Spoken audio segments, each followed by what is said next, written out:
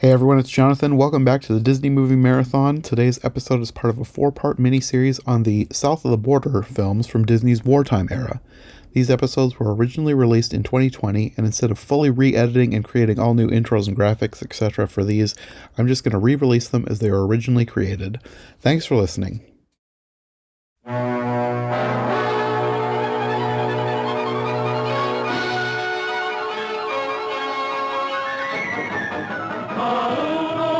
Saludos Amigos, a fond greeting to you. Hey everyone, welcome back to the Disney Movie Marathon on iHeart Movies. My name is Jonathan North, and today we are finally getting into our miniseries on the Latin American Disney films from the 40s.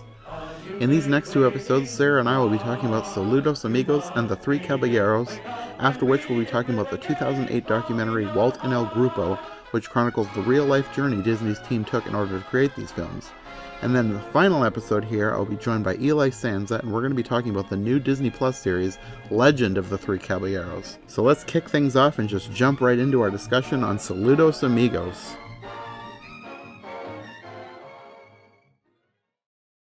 So, we know there's a lot of historical background to these films. Probably particularly Saludos Amigos because it was the first one. But we aren't going to talk about that right now. We're going to save that for a later episode because we're going to be watching and reviewing a documentary called Walt and El Grupo, which we haven't seen yet, but that's when we're saving our talk about the background of these. For these episodes, we're just going to be talking about the movies. Our fresh perspective that won't be as pure as a 5-year-old's, but just without all of the other facts flooding through our brains and trying to talk about every little thing, because you figured there's going to be a lot of information to process with a documentary. Probably. I haven't seen it yet, but I'm sure there's going to be a lot to talk about. So for now, you get to hear about how we feel about these programs just on their own. Yeah. So with Saludos Amigos, my thought about this one is this is what I wish The Reluctant Dragon was. Oh my goodness. Because The Reluctant Dragon had a lot of potential. It had some great animation, but all the live-action documentary stuff was really kind of hokey and cheesy. There was some good stuff in there. Yeah, there was. They did it wrong. And with this one, I wasn't expecting... I really kind of went into these blind, and I wasn't expecting to like them as much as I did. It's like, okay, we're going to watch some cartoons, but I didn't realize that there would be any live action, which for me was pretty much immediately interesting, because like, okay, I want to look at the ladies' hairstyles, and okay, this is cool. We have vintage footage of real people, which is different than... any movie, even though the movies are interesting in and of themselves, but to see how the real people were dressing and doing their hair and everything is very, very interesting. And the cartoons had so much interesting stuff in them too. So, yeah, far more enjoyable combination than The Reluctant Dragon, even though we did like that cartoon itself. Just so many flaws with the live action. Yeah. So the main movie starts with a tiny bit of background, not as much as I know is going to be in the documentary, but they talk about the artists traveling to South America to learn about, study the culture, get inspiration for their films. Yeah, enough so you have a little bit of an idea of what's going on. And it shows the artist boarding the plane. All this is live action that has a little cartoon plane bouncing around a map, going from place to place. And this came out in 41, right? Yeah. Their first stop is Lake Titicaca, and this starts out with like real footage of boats, people, animals, llamas. And you, at different points, you do see the artists actually working on on drawings. Yeah, it's all interspersed with artistic representations of them and footage of the artists actually drawing things, which is neat. And then this transitions into a cartoon about Donald as a tourist at Lake Titicaca. And I think it's supposed to be maybe good-naturedly poking fun at a typical American tourist. Either way, you know if Donald's involved that it's not going to go well. Mm-hmm. I mean, he's not going to be competent. There may be explosions. Definitely near-death episodes can be in there. Yes, the main near-death thing was when he got a hold of a llama that he was riding around. It started out with a llama herder that was... We noticed that he was controlling the llamas with a flute, which we'd also made comment of in our episode about the Shaun the Sheep. Well, it wasn't a Christmas special, we thought it was, but the fair thing, there was a llama herder that was controlling the llamas with a flute. I want to know more. Yeah. This makes sense that they could easily signal the animals this way. If it's represented in more than one cartoon, I'm assuming that this is a thing. Mm-hmm. We should have Googled that. But if anybody has a great link and a story to tell, feel free to leave a comment. We'd love to know more. Yeah, there needs to be a documentary on llamas in South America. There probably is from the 1980s or something that we totally missed. Anyways, Donald ends up with one of these llamas. Which you know is not going to go well. Honestly, it went better than I thought it would, except for they get out on a bridge, which highlights the fact that, yes, creepy bridges exist in South America. Probably more than one. I know at least one, but I'm ignorant. And I've heard about the people maintaining it themselves. But, you know, the chasm and it's not concrete. And that part was what was making me frustrated and nervous, honestly. Cartoons don't always frustrate me, but it was kind of creepy. Well, Donald was being frustrating with the llama. All he had to do was trust. The llama would get him across. Instead, he ended up freaking out, and the whole thing ended with him falling down the mountain into a pottery stall, and then into the lake, and he swam away. Oh, dear. I liked the part where he was getting kneaded in the bread. Bread dough. So there's not much of a transition here. It goes right into the next cartoon, which is about Pedro, a little mail plane from Chile.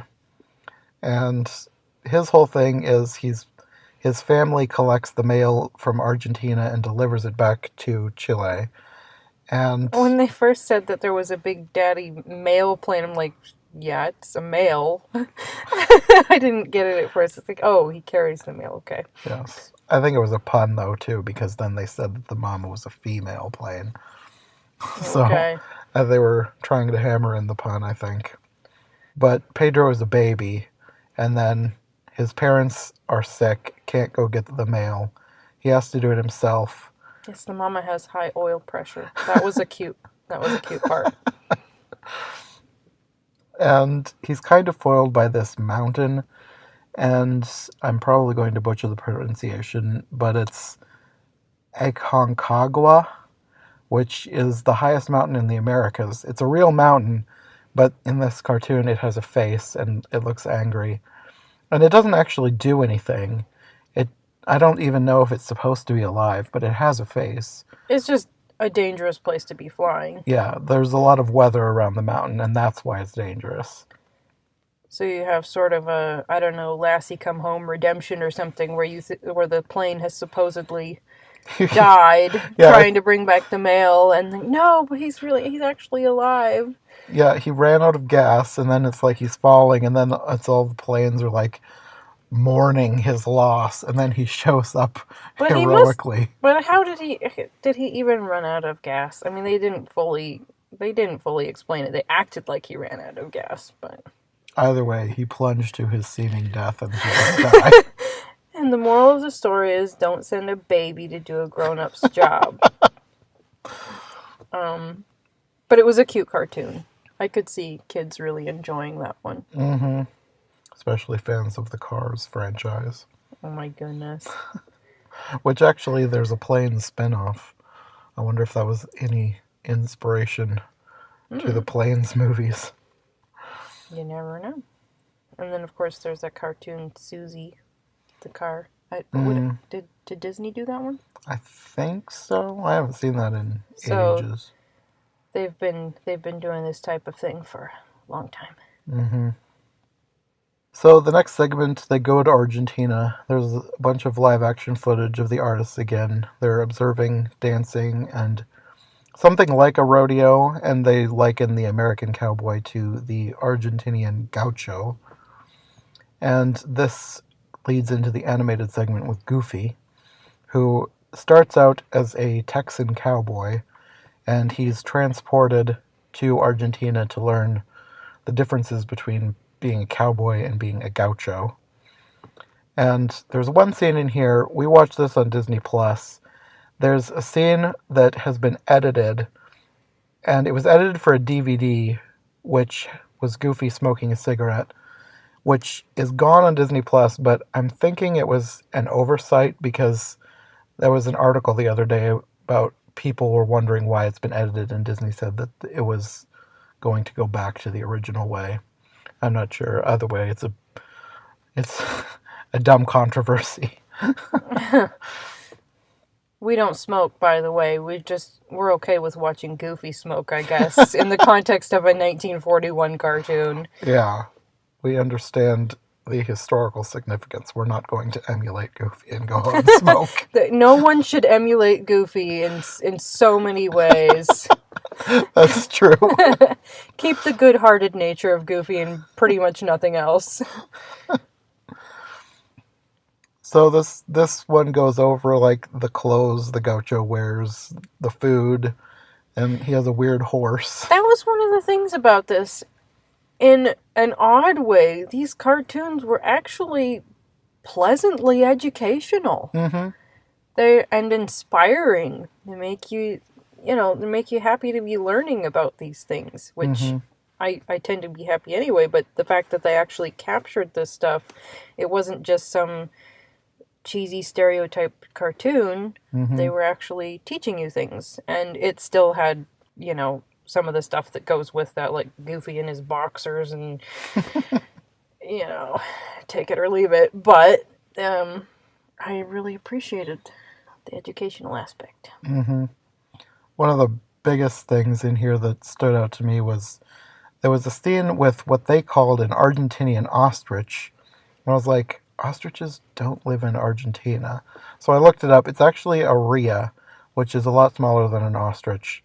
But it was cute. This is another real thing with the gauchos. They hunt these things with bolas, which are these things that they have on ropes. They spin it around, toss it, and then it wraps around them and catches them. Kind of like big ball bearings at the end of them. Yeah, sort of. I'm sure that there's some other weapon that I could liken it to, but it's not coming to me right now. Mm-hmm. So at the end of that, Goofy, I don't remember exactly what happens, but he ends up on fire and he flies back to Texas and lands in a watering trough. Yeah. And that's the end. So the next one is Brazil. And here you have live action footage with more artistic representations. There's the cities, dancing, flowers, birds. And it introduces you to a new character who becomes kind of a big deal, especially in Latin America, Jose Carioca, who is a Brazilian parrot. Was that where they had... Well, yeah, wasn't that where they had the street that was sort of an undulating pattern of black and white? It was really pretty. That might have been this part. I think so, because I think they incorporated it into the cartoon as well. Yeah.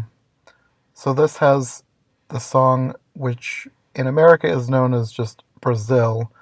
And this segment is called, the title of the song, which I'm probably going to butcher again, but I'm going to try, Aquarelo do Brasil.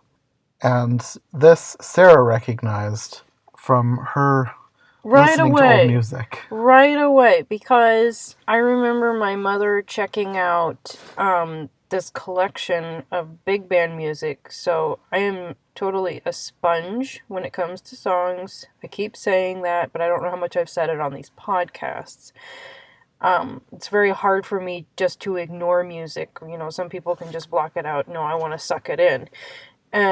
So I totally remember this song, Brazil, and I also recognize it from a Dean Martin and Jerry Lewis skit. It's sung by the version that I am familiar with is probably from 1943, sung by Bob Eberly and Helen O'Connell with, I believe, the Jimmy Dorsey Orchestra. And it's all English lyrics. So when they talked about this song winning a competition and being super popular during Carnival and all this, and I'm hearing this song, well, it's totally the same thing. I had no idea that it was the original was from 1939 and was a real deal Brazilian song. And it was just so interesting. Which means the title of it is Watercolor of Brazil, and the man wrote it on, I believe it was a rainy night, and he wrote some other song which is probably well known over there. It might have had something to do with tears. There's a Wikipedia article if you want to know. But no, apparently they have a competition, or didn't they have a competition, maybe they don't anymore, of what song will be most popular during Carnival, and this caught the attention of the Americans over there when they were going to do these cartoons. That's what it sounded like, yeah. Yeah, so there you go. So this song leads into more... This one is like the least crazy example, but people have called a lot of the animation in both this and the Three Caballeros very trippy. And it's just basically the animators just having fun. Just doing all sorts of crazy things. I thought it was sort of like the Pink Elephants on Parade. It got more that way later. Yeah, but not weird. Not as weird, I should say. Not as creepy. Like, some people find the Pink Elephants scene very creepy. I don't think this got into that level at all. No. It was just very... Well, okay, the giant cactus to me were slightly creepy. But only part of the time. And here's another thing about this. From looking at mainly pictures of vintage textiles that were probably from the 40s, I noticed some of that vibe in some of this animation, like of the landscape, but not with all of it. And I really appreciated a lot of the artistry. A lot of it was really fun and made me appreciate that style more than I used to. Like, if you were to see a textile that has like the little cactus or maybe a map of the states or a state or something, it made me appreciate that more. One of the things that did stand out to me was when they had a black background but with colorful flowers on it, and you have the train going through that. I thought that was interesting. I think that's in Three Caballeros. Really? Yeah, because that's after... Was that when they were going to Bahia? Yeah. Okay. Yeah. Okay, well, I'm muddling them together. We watched them at the same time, so... Yeah. This one, it's footage of... I mean, not even footage. It's an animated hand painting things. And oh my goodness. This was one of my favorite things. That cartoon where they were doing that. Mm-hmm. Go ahead. I was just going to say that the hand is painting just Brazilian landscapes, birds, and it's kind of crazy, kind of trippy, but not nearly as much as in Three Caballeros. I don't even know what you mean by trippy. What do you mean by trippy? Like, people talk about hallucinating, like, on a drug trip. Oh my goodness, no. This is beautiful art. Let me talk about this. Okay, not only did they take a historically interesting song, whether it's your cup of tea or not, they paired it. Okay, so think Watercolor of Brazil, and all of a sudden they are painting Brazil. They're painting a waterfall. They're painting flowers. The fact that they painted, it might have been flowers, and they turned out to be birds, and they painted bananas, and then all of a sudden you have these what that look like toucans rising out of that. That is not drugs. Let me tell you what that is. If you haven't heard of it before, it's called creativity. You tell him, Sarah. And it's a beautiful thing. I realize sometimes the line gets crossed. But with this, it was great. Mm-hmm. Yeah. It didn't even need Donald. It would have been fine without Donald. But since they wanted him, there he was. Yes, one of the flowers becomes Donald. Which was actually kind of funny. And he meets Jose, and they learn the samba. Jose is adorable, okay? Oh my goodness. I do not relate to Latin Americans. Maybe I need to go hang out with them because they seem really interesting. But no, this parrot, I suppose, is supposed to be true blue Brazilian. Mm-hmm. That's another thing. When they are representing these different countries with the cartoons, I don't think you ever feel like they're quite crossing that line of making fun of the people. Mm-mm. Even though it's told in sort of a funny, cheeky way, like you see the native person in Peru just walking down this mountain like it's no big deal. You have the huge angle, and it's, physically impossible. That's the thing. They tell it with some humor, but they're never being snobby about the people of these countries. It feels a lot more respectful than and genuine. Some early cartoons could be. And genuine, like they really want to participate and learn about these cultures. Mm-hmm. And that's another thing that can set this apart, as you can watch this without being worried that your kids are going to see something really racially inappropriate. Mm-hmm. So, yeah. And this is the end of the movie. It sort of just ends with this last song. I'm probably gonna butcher this pronunciation. I think it's Tico Tico no Fubo, no Fuba, something like that. But it's a fun song. They have more painting. The paintbrushes are painting like a walkway for them as they walk and dance together. They eventually end up on Copacabana Beach. What seems to be a nightclub? I think so. I'm not exactly sure. I know that I was looking into what Copacabana was because we were talking about, like, wasn't there a Copacabana in I Love Lucy? But there is a famous Copacabana nightclub in New York, and I think I Love Lucy referenced that. I found out that because I was thinking that Lucy's husband worked at Copacabana, but it was actually called the Tropicana. Right, okay. So I was getting them confused, but I think they went to the Copacabana once in a different episode. And that's why I was getting them confused. Either way, I think this is supposed to be a reference to that nightclub, but it's on Copacabana Beach.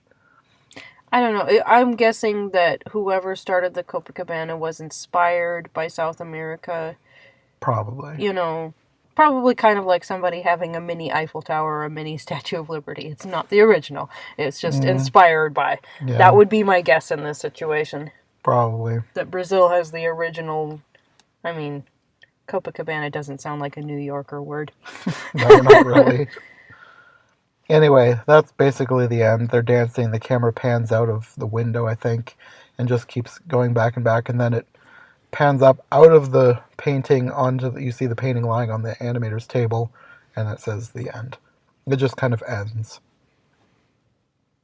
But Donald has made a new friend and had magical adventures. Well, not really magical. Well, sort of magical, yeah. It gets a lot more magical in the next one, for sure. Yeah, definitely. I have thoughts on that. But anyway, that's Saludos Amigos. I really liked this one. This is like the shortest Disney movie. I think it's only like 42 minutes. It's the shortest feature-length film that they've made. I kind of doubt that anyone will ever beat that, because movies tend to try to aim for 90 minutes these days. I wasn't even thinking of that. I don't know how much I thought of it as a movie, but this is really, it's a sequence of... It's kind of its own animal. I don't know. Yeah. It's getting into that. There's a period of time, they call it the war era, where it's during World War II. The animators were busy making a lot of, I guess you could call it propaganda, but they couldn't put together fully animated, full-length features like they were with the first 5, and they didn't do it again until, I think, Cinderella. But they did a lot where they were putting together a bunch of shorts and stitching them together into feature films. Okay. So that's the era we're entering with these. But this isn't considered propaganda of any sort, is it? It might be. I think we'll probably figure that out when we watch Walt and El Grupo. Okay. What was your favorite part of this? It's okay if you don't have one, but you know. I think it was probably the scene with the song Brazil. I just like the Yeah. I don't even want to call it crazy animation, but just the really creative animation. Yeah. Just really cool. Culturally interesting, very creative, very, very pretty. And then you get introduced to this charming little parrot. It's, yeah, that section in there, I'd say that's my favorite. I really did appreciate learning more about gauchos too. Yeah. Yeah, there's lots of good stuff in this one. Yeah. Yeah, I really like this. I'd watch it again. And I do not say that about everything that we watch. If you've been around long enough, you know that. Yeah. Well, we probably could. It's short enough. Okay, well, I think that'll be all for this episode. Next time we'll be going on to The Three Caballeros. So we'll see you then. All right, bye. Brasil, meu Brasil brasileiro, meu mulato insoneiro, vou cantar-te nos meus versos. O Brasil samba que dá bamboleio, que faz gingar. O Brasil do meu amor, terra de Nosso Senhor. Brasil, Brasil, pra mim, pra mim. Thanks to Sarah for joining me for this episode of the Disney Movie Marathon. And like we said in the show, she'll be back in the next episode talking about the direct follow-up to this film, The Three Caballeros. So thanks for listening, and we'll see you next time on the Disney Movie Marathon. Nas noites claras de luar, Brasil, Brasil, ai, oi essas fontes murmurantes, oi onde eu mato a minha sede e onde a lua vem brincar.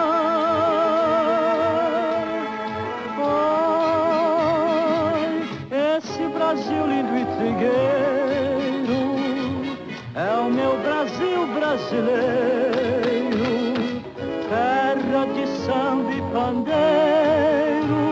Brasil, Brasil, pra mim, pra mim.